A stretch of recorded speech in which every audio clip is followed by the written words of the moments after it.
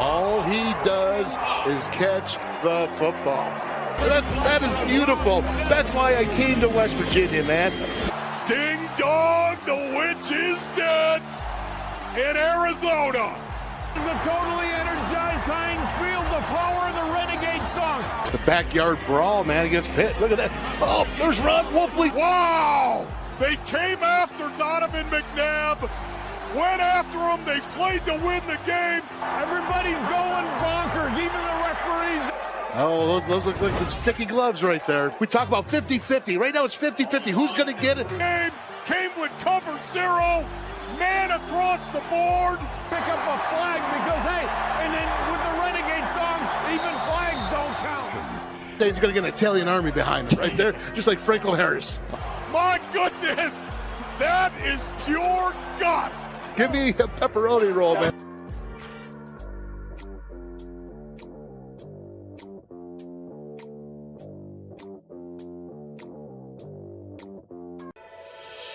Hi, my name's James Gemitter and I'm from Bethel Park, Pennsylvania. And when I'm back home in the Pittsburgh area, you can find me at my local Parmar store. We had that gold and blue pride at Parmar. There are literally hundreds of Parmar stores in West Virginia, Kentucky, Ohio, and Pennsylvania, and even more on the way. Download the Parmar app to save even more. And whether it's food, gas, groceries, or whatever, we have you covered at Parmar. West Virginia proud and ready to serve you. If there's not a Parmar store near you now, there will be soon.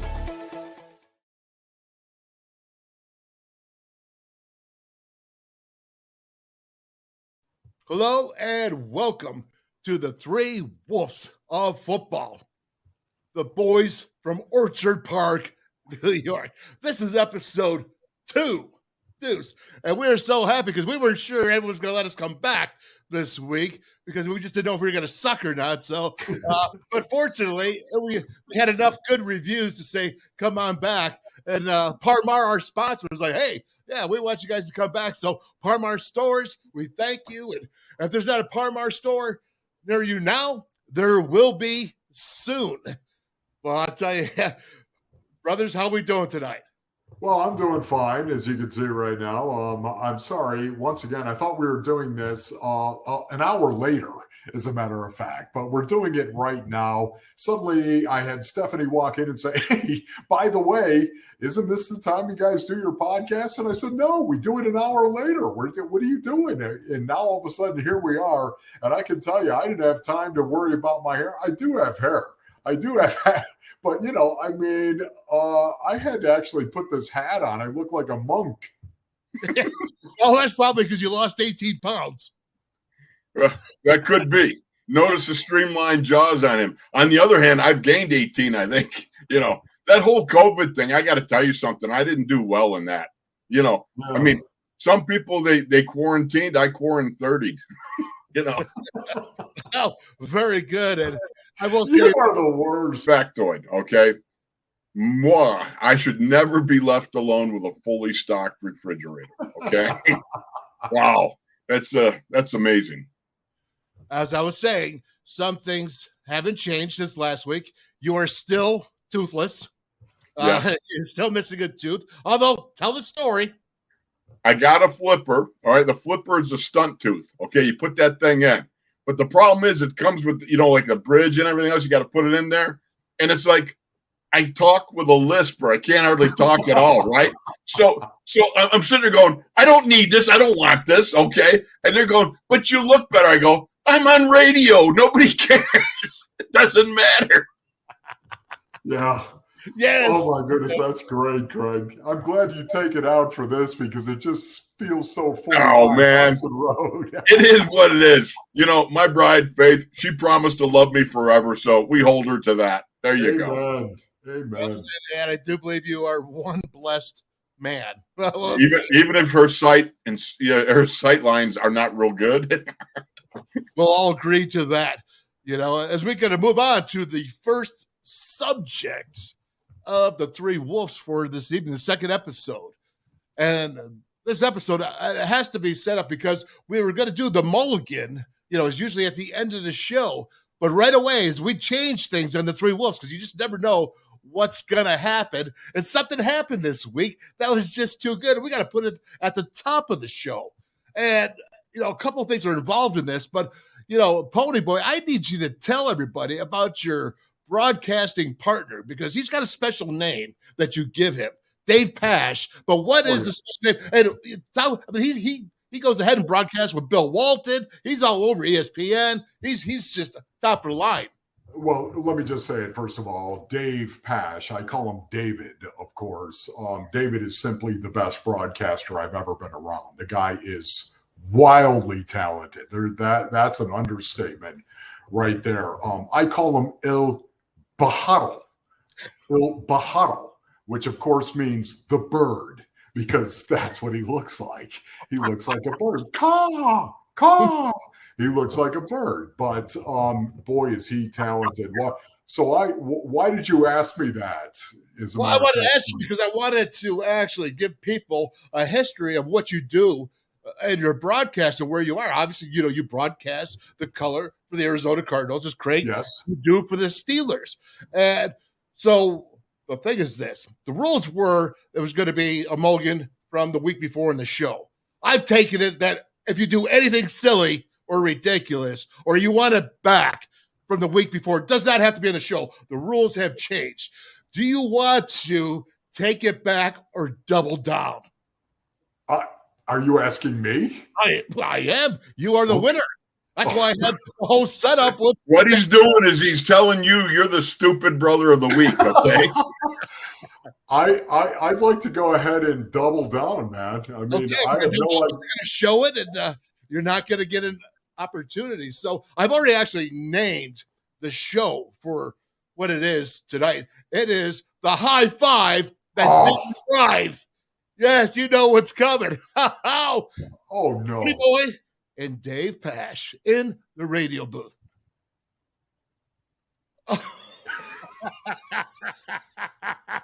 What is this?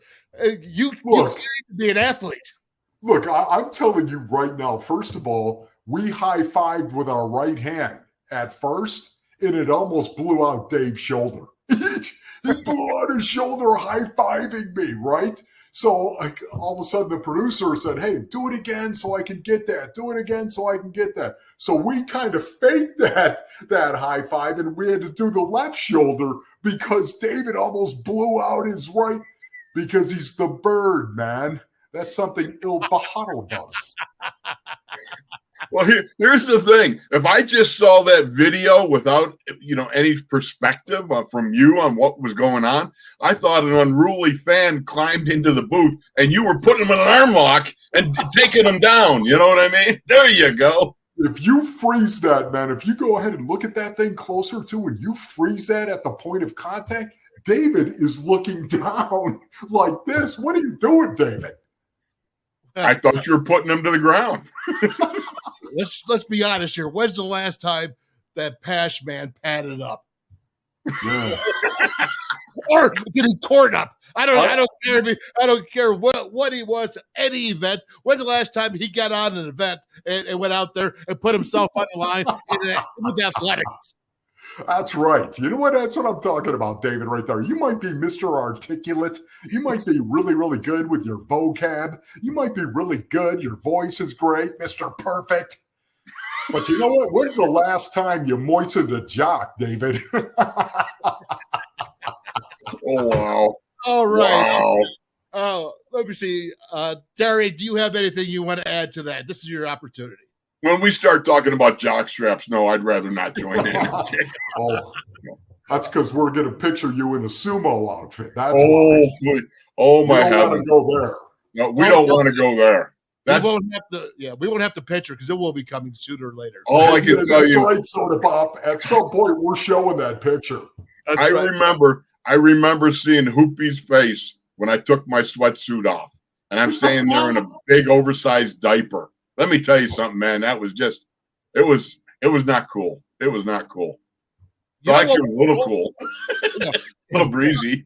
I'll tell you what was cool, though, because that was at the Playboy Mansion Hotel, and there's all these little bunnies running around with ears and stuff. So, I mean. Yeah, you were riding up and down the elevator, weren't you? I was young. I was very young. Very young. I was chasing around. Okay, moving along now quickly.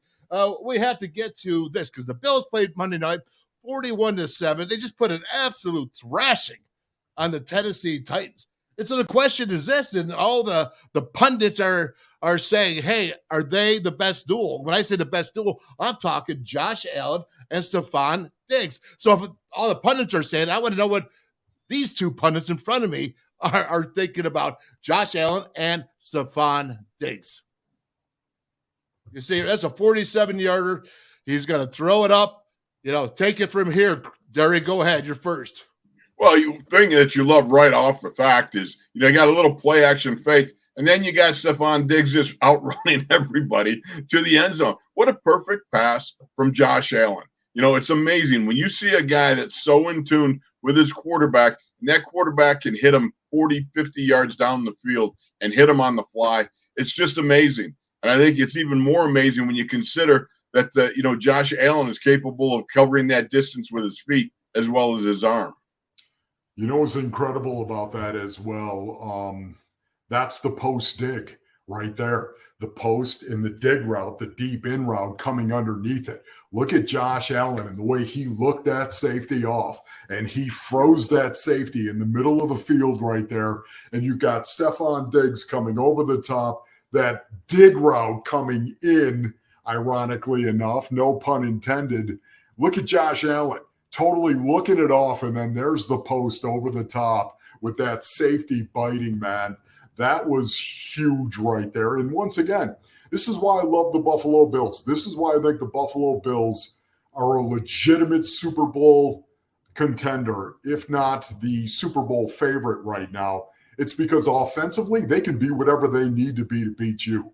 They can be whatever they need. Oh, you want to get in a dogfight? You want to get in a brawl because your front seven is not good? It's not very physical? Hey, the Buffalo Bills can line up and attack the line of scrimmage as well as anybody in the National Football League now. They proved that last year, as a matter of fact. They proved that they could morph, and that's what they did. Their offense morphed into a more power scheme last half of last season, and right now they can do that. If you want to get in a brawl, they can do that. If you have a secondary that is weak, they'll spread you out and throw the ball. They can do whatever they need to do to beat you. And that, guys, I got to tell you, that is the magic of Coach Belichick. That is Bill Belichick and his philosophy as well. We need to have a team that is capable of being whatever we need to be to beat you. I just wanted to chime in right at the end and ask, I wonder if he audibled at the line of scrimmage when he sees the safeties, right? And he called blue cheese. Blue cheese. What a great audible. Why blue cheese? What's that? Blue cheese. You're saying that's what he called, right? You're not. I'm just saying. I wondered if he did because it was known that he made one of the audibles that he yelled out was a blue cheese. I love that. Well, we know you do it, but the only problem is we're trying to save your other teeth right now. So if you were following for the past week, you would know that the reason why Craig has a tooth missing is because Chicken Wing took it out. So we're trying to make sure you maintain your other teeth at least until you get this one fixed. With soda pop too. We have to touch on this right now. Anyone that is out there and you love wings, first of all, they're buffalo wings and they're served one way. Okay, there is no barbecue stuff. There is no teriyaki. There's none of this other kind of. There's a buffalo wing, and a buffalo wing is Frank's hot sauce. That's what it is. Period. It's Frank's. There's nothing else added to it. There's nothing else. And oh, by the way, you better be dipping it in blue cheese. If you're a Buffalo boy, you better be dipping it in blue cheese. Hey, all I can tell you, fellas, when I got to Syracuse University, I had my first physical, and the doctor told me that my blood was 40% chicken fat. Okay, well, listen. At least your coach didn't say you were 40% chicken. Yeah, that's a good point. Well, we know that wouldn't be. Trust us on that one.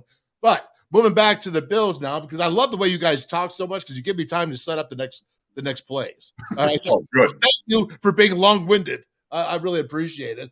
But there's the Bills' run game, okay? Their run game.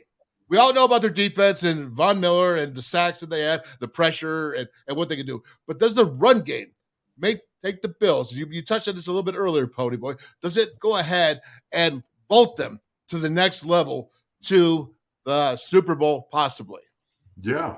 No, this is the way I feel about the Bills, man. I mean, they can do it any way that they need to do it to beat you. They can line up and they can be physical at the point of attack, and they can hold up. They can put Josh Allen under center, and they can run and attack the line of scrimmage and then go ahead. Look at this. They have a fullback. I mean, all that is toss. That is one of the earliest plays they ever drew up in the book. And, they put it in an eye, the offset eye, whatever it may be. This is what the Bills can be. Look at him. He's under center. Under center. Blend the old with the new. This is the NFL today, blending the old with the new. Shotgun, spread, they can do it all. No question about it. I love in our vernacular back in the day, that was a toss 28 crack. 29 crack. And you got to seal that inside. But when the tackle leads around, he gets out there and you see him eyeballing that corner because the support comes up. And it's a beautiful thing. I mean, like a rampaging rhino, he runs over that corner. And you know what I love about it? This is old school. What did he do? He gored him after he knocked him down.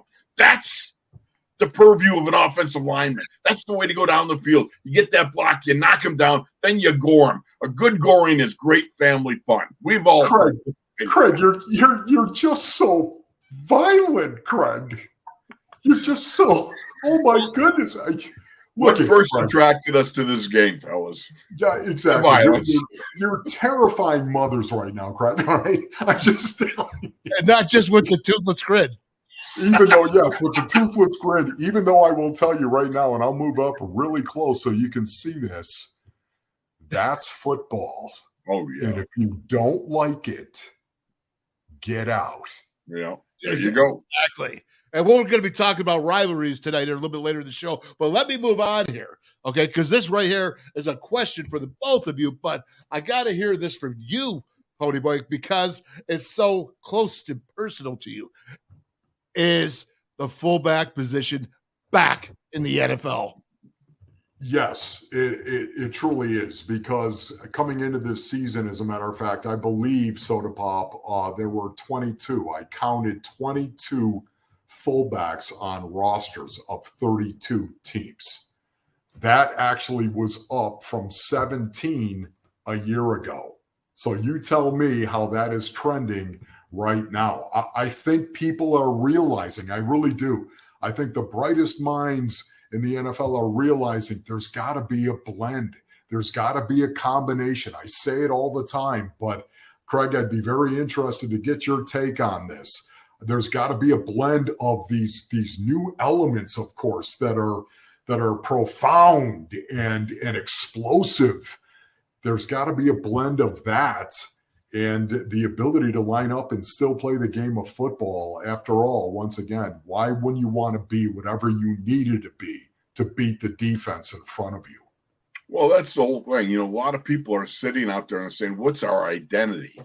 Your identity is whatever they call in the huddle. All right, that's it. It's as simple as that. You get the job done in whatever shape, way, form, manner that you need to do. And if that's running the ball or if that's passing the ball, if that is with an I formation, you got lead back and you got something going on there, or the fact of the matter is if it's, you get the quarterback runs with the ball like Josh does, when he gets gallivanting about there with some of the predetermined runs that he runs. That's what you do, and you got these air raid offenses and stuff like that. I don't even know how the guys up front can handle it, because I used to like to get a little air in between the plays. You suck a little wind, but come on. These guys are just going.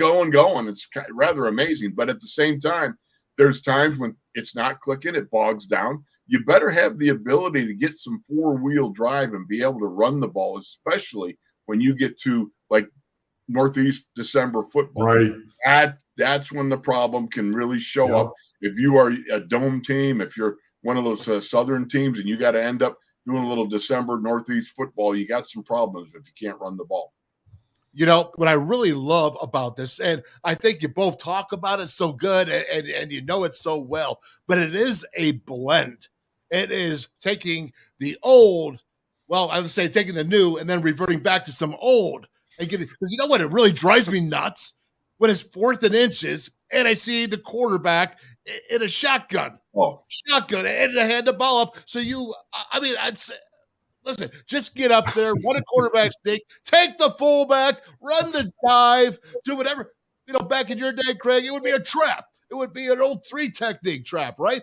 With the guard going across. Whatever you have to do, get up there and smash it. And I'm going to tell you one more pet peeve that I have, and then I'm going to let this go. But it's this. 3rd and short, 4th and short. Mike Jacobs, we went to 11-0 with the WVU, West Virginia University, with him as the offensive coordinator, him as my offensive line coach. He would say, you know what? 3rd down and short, 4th down and short. Major Harris, you get up there and you go on first sound. You go on first sound. You get up. You're only in your stance for a short, brief of time. You identify, and first sound, you go to get off the ball. How many legal procedures do we see at critical down situations? How many guys jump off because they got some motion going across on 4th and inches? Listen, I got inches. I want you to go be a man and go give me those inches on the football field. Okay, so I got a motion across. Jeepers. And then go ahead. Boy, you are fired up about this, Soda Pop. Got a rant. Get some guy up there. Okay, here we go. Brown, 80. Brown, 80.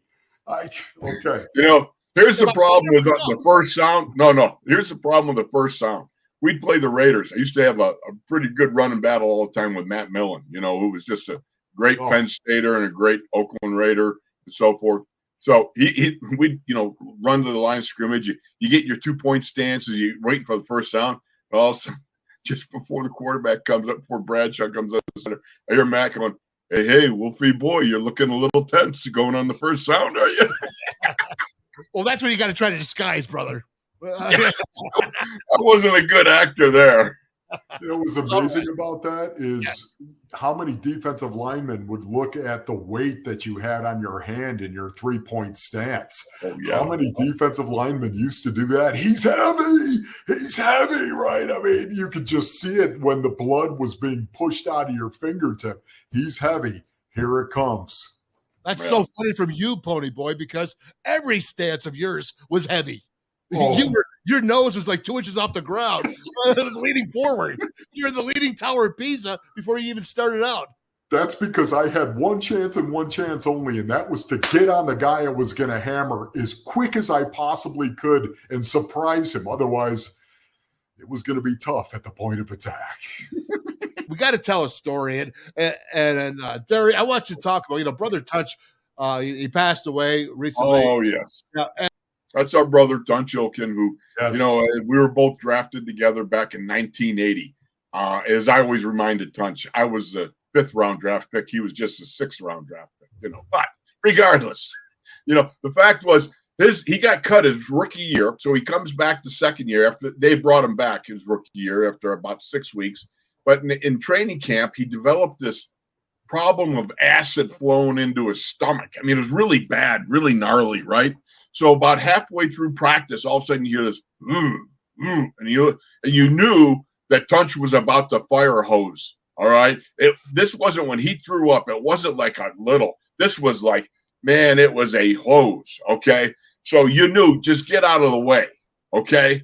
So we go to Cleveland. Back in the day, in preseason, we played the Browns and twice during the regular season. So Tunch and I get in. I go in for Sam Davis at left guard. Tunch goes in at center for the legend Mike Webster, right? So we're in the huddle, and Cliff Stout calls a toss 33 trap. Now that's me and Tunch double teaming on the nose guard. Now the nose guard is sitting right on Tunch's nose. He's about 3 inches off of Tunch's nose, right? So what he calls the play, the 3 trap. We go to the line of scrimmage. I hear Tunch on the way to the line of scrimmage. He goes, I was like, whoa, this is going to percolate here. So I get my 2-point stance, right? Stouter comes up and goes, blue 37. Shut. You put your hand in the dirt, and all of a sudden you hear Tunch go, oh. I think to myself, this is about to get interesting. At the snap of the ball, two things happen. Tunch snaps the ball backwards to Stouter and then vomits straight in the face of the nose tackle. And I mean, it was chunkage, boys. It was unbelievable. Now, what happens? The dude is about 6'4", 315 pounds. He just caught a fire hose of sausage and grits and stuff like that. Hit him right in the face. He screams and stands up. Oh, that's the best double team we ever had.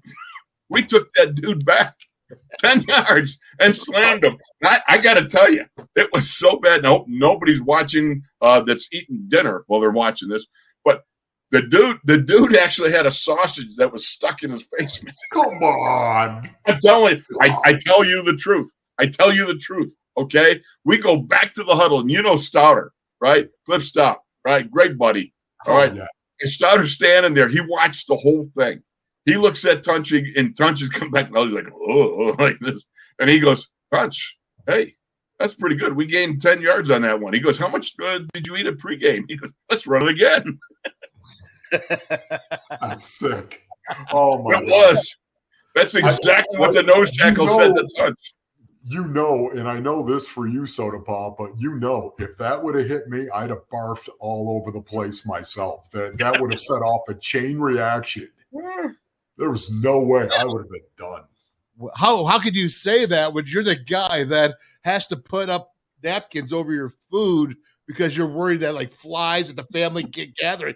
You know, it's kind of like, you know, did you make this, Mom? Okay, you know, because I'm not sure if you don't know who made the food, you're not going to eat it. And then you have the napkins and the flies out. I wouldn't believe that. You know why I do that? You know why I do that, Soda? Because I don't want you coming over and leaning over me and talking and spewing all over my food. You know, that's a joke. I'm waiting for that moment when Ronnie has a conversation like with the Jeff Goldblum fly, you know, from the movie The Fly, you know, when he gets turned into a fly. It's like, hey, bam. All righty. Now, we have some football once again to get back to, and we're going to go ahead with the Arizona Cardinals because Pony Boy, for 6 quarters, I thought the Cardinals were a little dead this year, and I was kind of really worried about them. Maybe still am. I don't know. But obviously, Kyler Murray gets going, man. He's a bit of a freak. Oh, there's no doubt about it, Soda Pop. I mean, this play right here, this is the 2-point conversion right here. He ran 85 yards and got it across in a critical situation, a 2-point conversion they had to have in the fourth quarter. And you can see him right here. I mean, this is 4-3. That's what it is. And that's Kyler, and that's what he's capable of doing. Kyler Murray is wildly talented, guys. His gifts are incredible. His leg talent is special. His arm talent is special. It's kind of like I think of two ends of the spectrum. Lamar Jackson on one end, guys, and Patrick Mahomes on the other end. Those two guys right there. I think Kyler is a blend of those two guys. He's got incredible arm talent like Pat Mahomes, and he's got the ability to pull the ball down and make plays like Lamar Jackson with his legs. He's just a nightmare when it comes to the skill set. He's got to continue to improve in terms of his preparation for games. He's got to continue to improve and mature in terms of his leadership. But when it comes to his physical abilities, and you know, it takes body, soul, and spirit to play the game of football. And right now, Kyler's maturing in all those areas. Hey, Derry, what are you thinking as an offensive lineman, Derry? Would you do something, please? Throw the ball, run the ball in, but please, somebody's got to stop the agony. Me and some dude are going at it, and we're pummeling each other, right? And the quarterback's back there dancing around. He's doing the fandango all by himself. And at some point in time, one of us got to get some relief here, okay? Me or the defensive dude, all right? I mean, that's just the way it is. We were in Houston one time. I'll just give one. We went in Houston. We went on a 13-minute drive in the second quarter. 13 minutes, I tell you, okay? It was unbelievable. we'd go forward, a few reps and go backwards and get the first down. We get down to the 1 yard line and we get tackled on the half-yard line, right? The guy that's playing over me, because we didn't sub much back then, if you remember, he staggers up and we look at each other. He looks at me and goes, well, you guys either got to score or fumble, but we got to end this. This is agony. Yeah. That's the way it is. And I think for all the offensive linemen watching the zip dude dies, he's going back and forth, would be like, oh, please just score or do something. Yeah, guys, also, I just got to say this because it's so relevant to this game.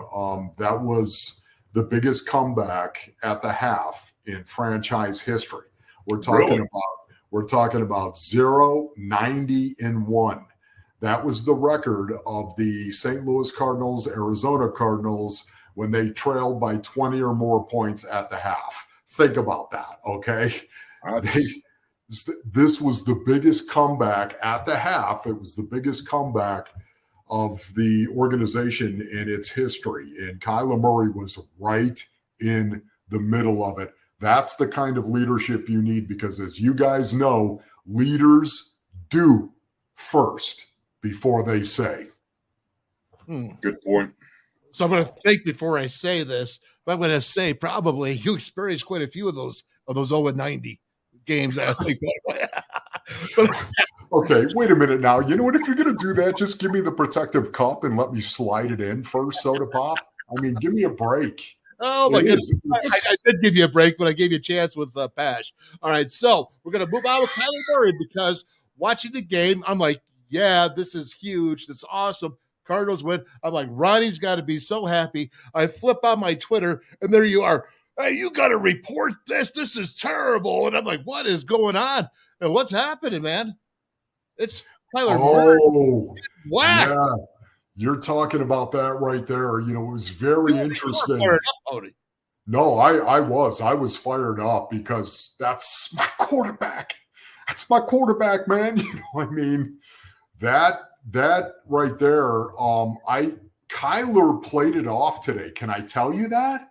I read Kyler, I thought, took the high road when he talked about this and said, hey, because he thought, obviously, he did it on purpose. And maybe when you go back and look at it, he was just trying to high five and hit Kyler in the face. That was actually my impression. That's the first I've seen of it.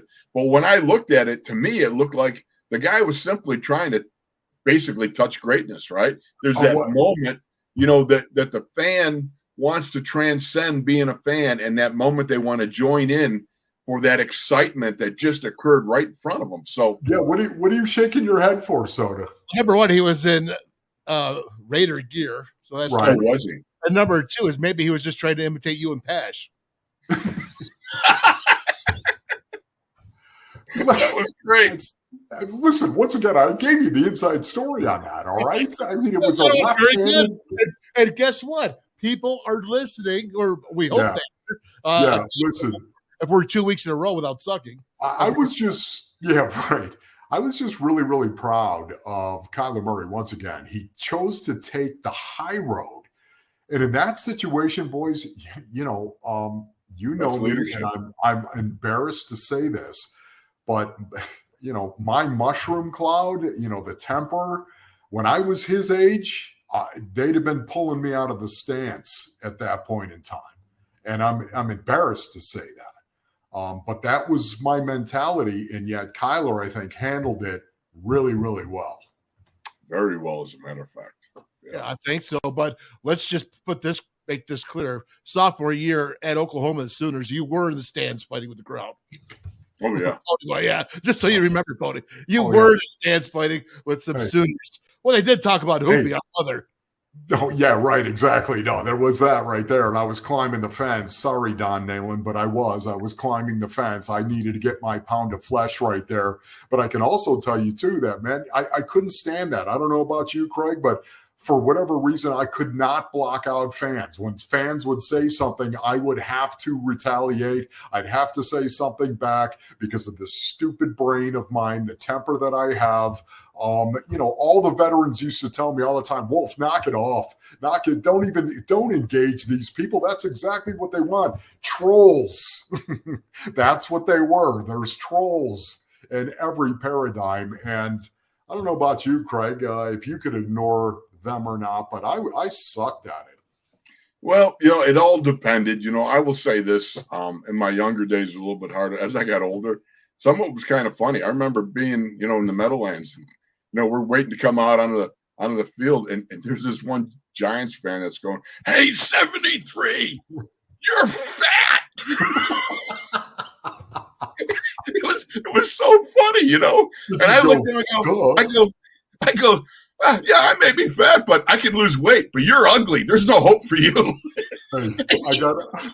He got all like, well, he didn't think I'd say anything. It was just so funny. It was an awkward moment. I got to tell you this story quickly because I thought it was so funny.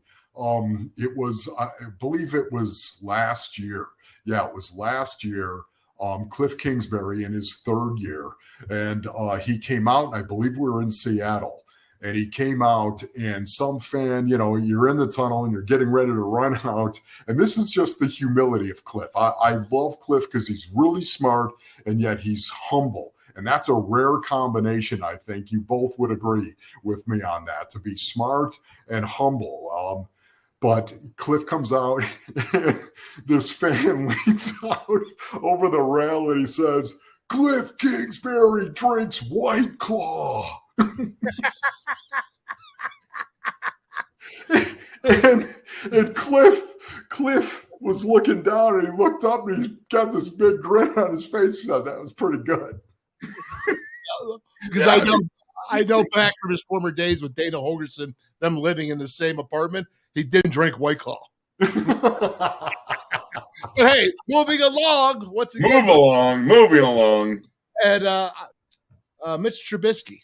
Problems with the Steelers offense just after week 2, a victory. Wildness, a great overtime victory against the Bengals, and having issues this week. What is going on with arguing, saying he can't throw over the middle because the plays are not being called? Mitch came out today and said that he's not really getting a chance to audible. Got George Pickett saying he was open 90% of the time. What is happening in Steeler Nation? Well, it's real simple. I mean, basically, as I said, people are trying to figure out the roles. They're carving out their workloads, the things that they're able to do. Look, this really came down to the fact that we didn't run the ball very well. And here's the thing. When I look at it this way, Mac Jones came into this game with an interesting stat, okay? The Patriots in the Mac Jones era are 8-0 when they win the battle of turnover, all right? They're 1-1 when they tie, and they're 1-8 when they lose the battle of turnovers. Well, guess what? The battle of turnovers was 2-1 in favor of the Patriots. Mac Jones is now 9-0 in the battle of turnovers. As far as what's going on with the offense, they're still trying to figure out the running game and get that going. Some of the passing game has not been where you want it. But, here's the thing about it. Things have to be sorted out. And you got a good month or so before you really understand who needs to do what. And these things work themselves out as the offense comes together. No, he's not been thrown over the middle. He threw an interception when he threw one over the middle. All right. He's not thrown the long ball too much. I think, it's just, again, the process of putting this thing together. And, when you lose a TJ Watt, okay, you lose the reigning NFL Defensive Player of the Year. So the thing you don't want to do is put your defense in bad positions by throwing the ball too much, and they just didn't simply back enough people off. It'll come. It takes some time. They've got to figure out how to win without TJ because they were 0-4-1, without him until the Patriots game, and now they're 0-5-1. So it's a process too of learning what they got to do defensively to be able to counteract the loss of the reigning NFL Defensive Player of the Year. It doesn't help when you got Kenny Pickett back there, who's a hometown favorite, Right. who had a preseason, and he's going to be good. You just don't know if you really want to let him go as a rookie. Hey, boy, you put out a tweet today. It was about your old coach, Jim Hannafin, go ahead, Pony Boy. That's all right. Jim Hannafin was the head coach of the then St. Louis Cardinals, of course, in 1985 when I was a rookie. And I have to tell you, absolutely, the love that I have in my heart for this man, just seeing the picture of him, once again, it reminds me of him. I only had him as my head coach for a year, and I can tell you right now, it was just unbelievable, some of the things that would happen. The passion and the love that Jim Hannafin had for the game of football and the physicality of football is second to none. It truly is. And I remember my rookie year, we were playing the Washington Redskins at the time. That's what they were called. And we were playing them on Monday night in Washington.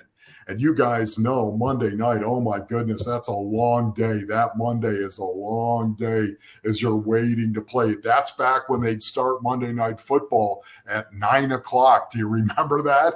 Oh, yeah. 9 o'clock on the East Coast. And it was a long, long day. And Jim Hannafin came up with the idea that we were going to watch Rambo. We were going to show Rambo First Blood.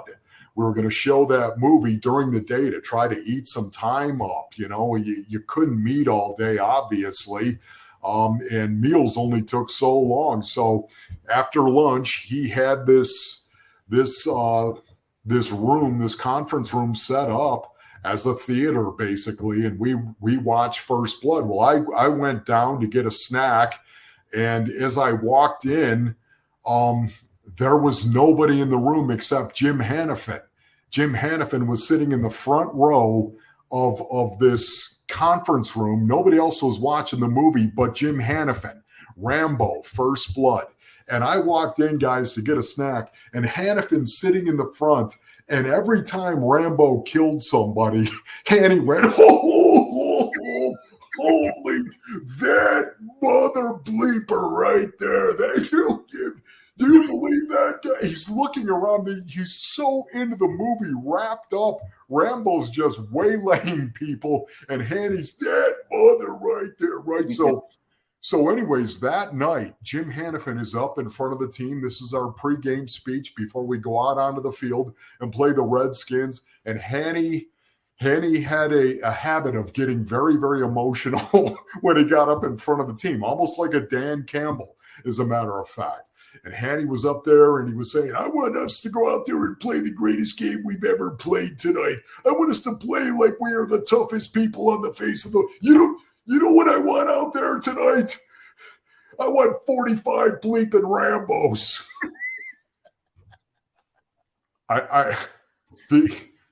For me, I don't know if anyone else got it because I was the only one in there in that snack room watching Hanny sit in the front row. And he was so into it right there. But that was Jim Hannafin.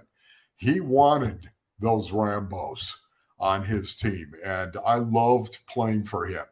And the thought, of course, nobody told him that it was a fictitious character, right? Right. You know what I want out there tonight? I want 45 bleeping Rambos. That was great. That reminds me of the story, Derry, that you told about playing Pitt and Tony Dorsett the day before and watching Rocky in the theaters, and then Pitt going out and blowing you guys out the next day because you were hey Rocky. Yeah, it didn't. It didn't really translate over to us. I think Tony Dorsett had 213 yards that game. The thing about it was, I remember with Tony Dorsett, we held him to what was it like minus 25 yards rushing or 15 yards in the first quarter, and then he ran for 250 in the next three. Hey, it was a good quarter, but speaking of can you feel that, buddy? Huh? As I'm leading in here, speaking of good things, I tell you, this is like herding cats. This is Caliente's Pizza. Every time I listen to Steelers Radio Network every week, every other commercial is Caliente Pizza with you. And you get up there and you're like, Caliente Pizza Draft House. It's the greatest thing in the world, man. Go ahead. Still with you come here and we'll go to Caliente's. You see the owner there, and Nick Bogetz. He's there with Ryan Shazier, and he donated quite a sum of money to Ryan Shazier. But that's not the story of this guy. Nick Bogut's, he was working like 2 or 3 jobs as a teenager to get his own pizza shop going. I mean, this guy here, he brings pizzas down to the Light of Life Rescue Mission on the North Shore, right? I mean, it's unbelievable. He's got a great heart. He pours life into other people. And his pizzas are absolutely ridiculously good. I mean, they are really terrific. And he's just been a great supporter of a lot of good things here, like Ryan Shazier's foundation and, of course, Light of Life and some other things that he does. And I will tell you, the secret sauce, too, at the Caliente's, their burgers are outstanding. Oh, baby, yeah. That's where a fat guy goes for fun. We're going to go ahead and look at this here. This is me with the this is oh, wait a minute. Does he look like he's posing? Oh, excuse me while I put the pecs up here a little bit. How about that, Craig? I mean, honestly, okay, hey, we're gonna we're moving along right here. We got something. This is me. Yeah, and I'm looking. Dale said to go. This is me, and I'm looking better than 10 movie stars. Okay. Okay. Enough in the picture. The picture is off. And I just put that up there because this is about rivalries. You got the Steelers and the Brownies, and you got, of course, the Cardinals and the Rams. But Virginia Tech, West Virginia, Pony Boy, talk to me about Virginia Tech, West Virginia, and what it means. Because right now people aren't getting it because they went to the ACC and they kind of separated. And I don't think too many people understand the absolute disdain we have for Virginia. Oh yeah, yeah, right. The turkeys, the gobblers, Virginia Tech, of course. Yeah, the Hokies. Listen, I have respect in my heart for their program because back when we played them, and we played them every year, and it was a fist fight, man. That's back when they had Jesse Penn. I don't know if you remember Jesse Penn, the outside linebacker. They also had Bruce Smith. Do you happen to recall the name Bruce Smith? Brian Joviak does. Yes. We're talking about just one of the greatest football players ever to play the game. Defensive end, of course, for the Buffalo Bills, the legendary Hall of Famer Bruce Smith. We had some absolute knockdown dragouts, and I'll never forget what it was like to fly into Blacksburg. I don't know if you remember Soda Pop. You played them, right? Yep. What it was like to get into Blacksburg. It was not easy, and that plane flight coming in, man, you were you were holding on to your butt and grabbing that seatbelt and slapping it on, even though it was a charter, man. Because it might have gotten a little hairy going in there. The wind was really, really bad. But yeah, this is fantastic. West Virginia is doing it right once again. Whoever's making the schedule, they need to continue. There you go. Very good. Well, we got to move on. So, Derry, we're going to go ahead and we're going to talk about the Steelers Browns because what a rivalry. When you talk rivalries, it's got to be that. And it's got to be the James Harrison going after a fan and giving him a body move from WWE. I remember this move so clearly. I was actually probably about 8 to 10 yards away from that, on the sidelines. I was doing the sidelines for the game, at that point in time. And it was so funny because this guy came caterwauling all the way across the field. You don't see as it look, James just comes up, but this guy came all the way across the field, and you know how it ticks you off because you're playing a game. Get the heck off the field, okay? We want to play the game and everything. So here James comes up and he gives him a nice little seat belt ride, right to the ground. And the best part about it was that guy ended up going to jail, okay? But it was Christmas weekend, so there was no judges. So he spent the whole weekend in jail. Oops. I didn't quite think this one through. Let me see.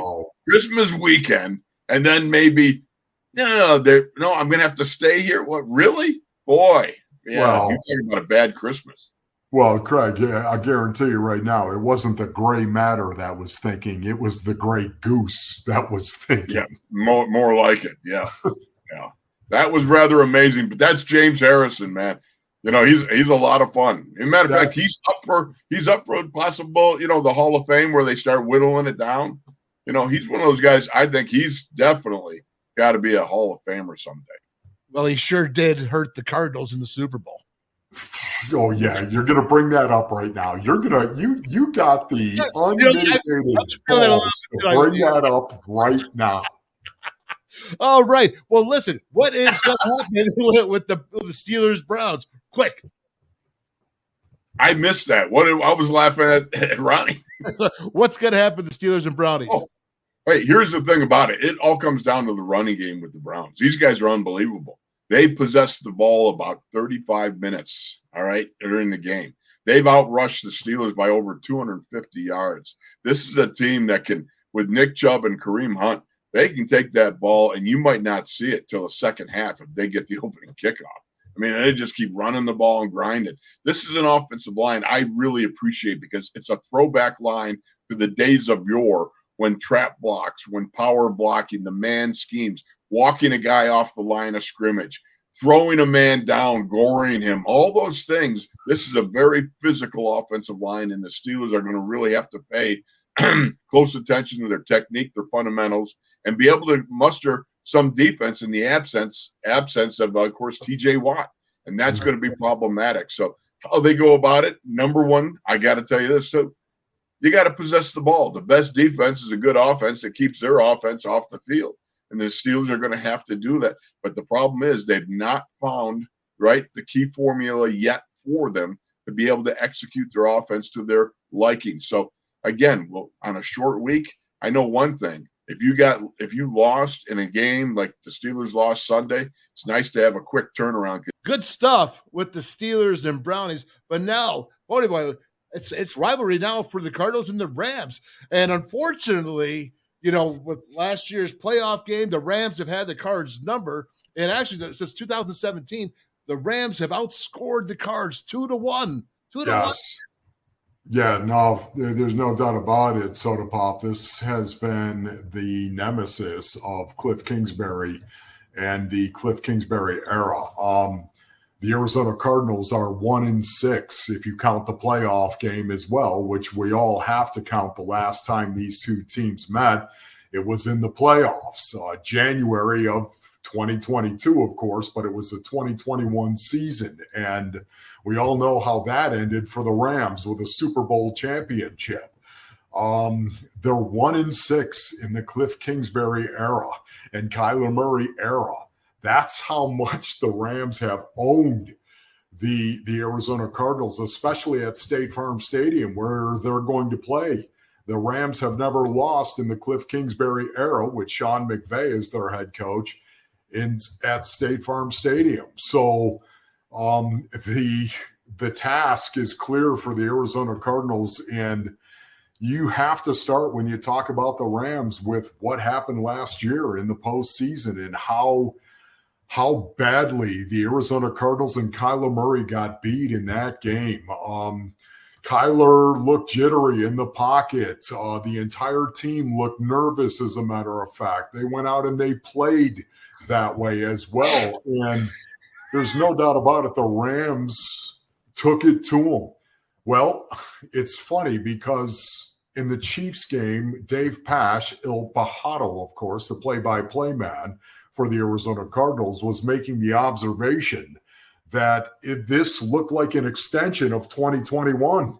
It looked how the Cardinals finished the season at 1-5 in 2021 and then lost in the postseason, as I said, to the Rams, and it looked like an extension of that. Well, the first half of the Raiders game where they were down 20-0, they scored no points in the first half and gave up 20.